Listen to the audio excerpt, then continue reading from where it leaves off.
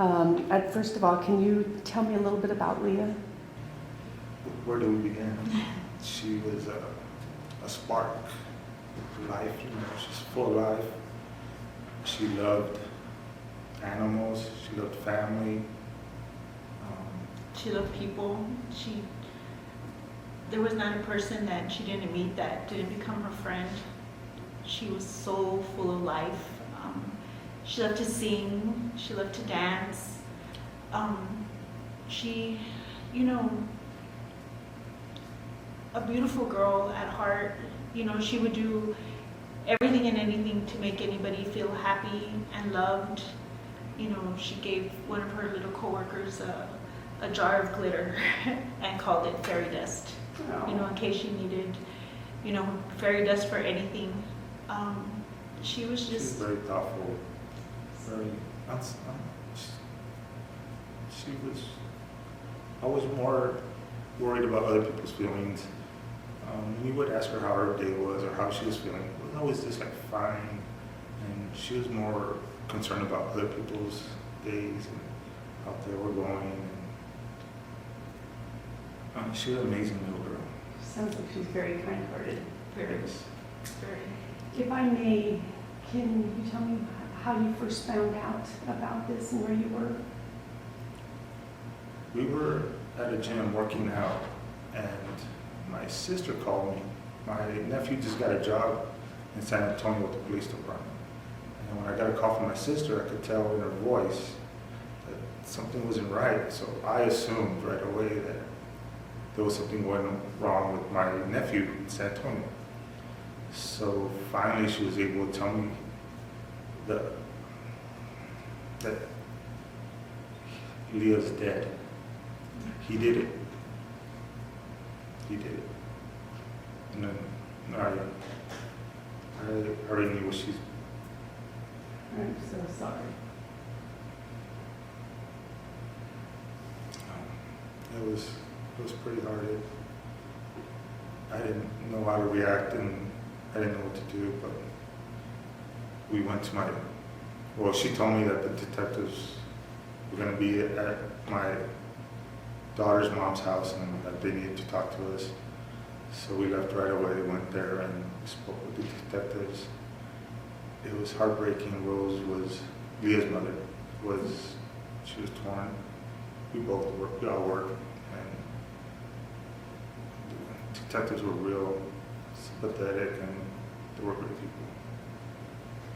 And was Leah and her boyfriend together for a long period of time? 3 years. 3 years, a little bit more. On and off. And they had purchased a home maybe about 1.5 years, 2 years ago.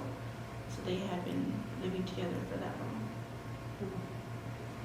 So was there any signs that you saw or that you saw that were any red flags for you? He didn't treat our daughter the way we would have liked him to. But those, as far as physical, we didn't see anything like that. As far as just the disrespect towards her. And that was mostly when I wasn't around.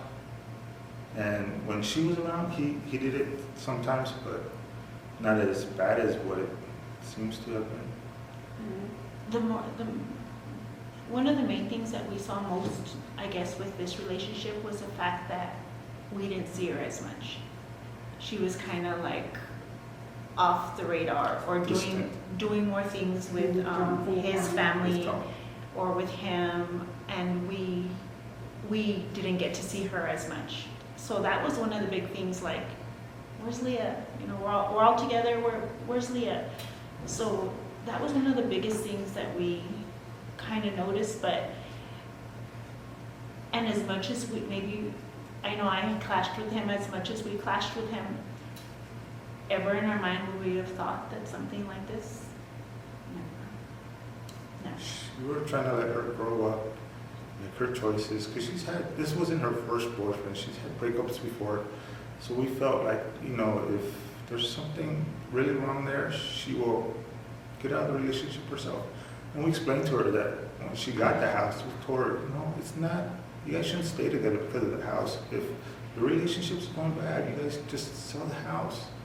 Just It's not a reason to stay together. Right, So we told her what we could, but as far as like forcing them apart, right.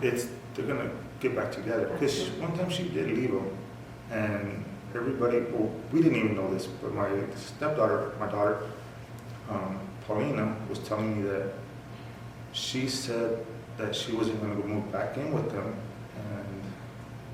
and she one day just Said that she doesn't know how he does it, that he always Draws draws her her back, draws her back. and she was done though. She was. Very common. And Yes. she apologized to my daughter, and she said that, I'm sorry, I know you're disappointed in me, but She's gonna try. he's try to changed. make it work. He's changed.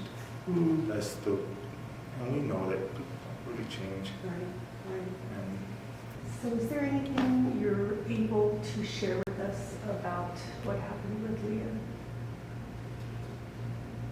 Well, our daughter was a victim of domestic violence. She lost her life in June to her boyfriend through domestic violence. And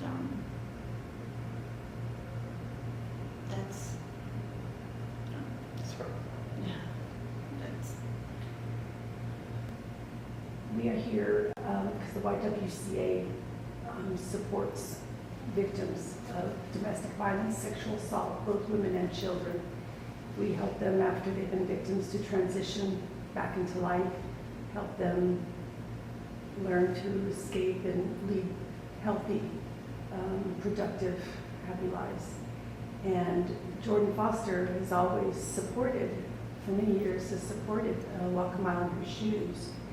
And what does it mean to you both that this year they've definitely stepped it up and they're all in? And what does that mean to you? Jordan Foster is my family. They're our family. They're amazing people, an amazing company. always there for the community.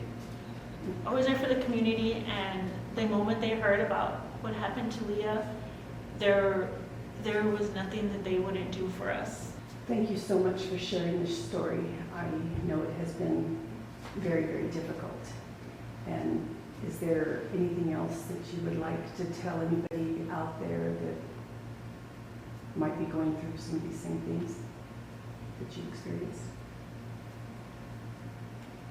Talk to your kids, reach out to them, let them know you're there for them. And during this walk, we want to say thank you for everybody that's out there. And we know Leah's there. She's going to be there with us, and she'll be walking with us and helping us to support all other survivors of domestic violence and help us to raise awareness. And that way nobody else has to go through what we've gone through. Because every day is so hard without her here. Thank you very much. Thank you.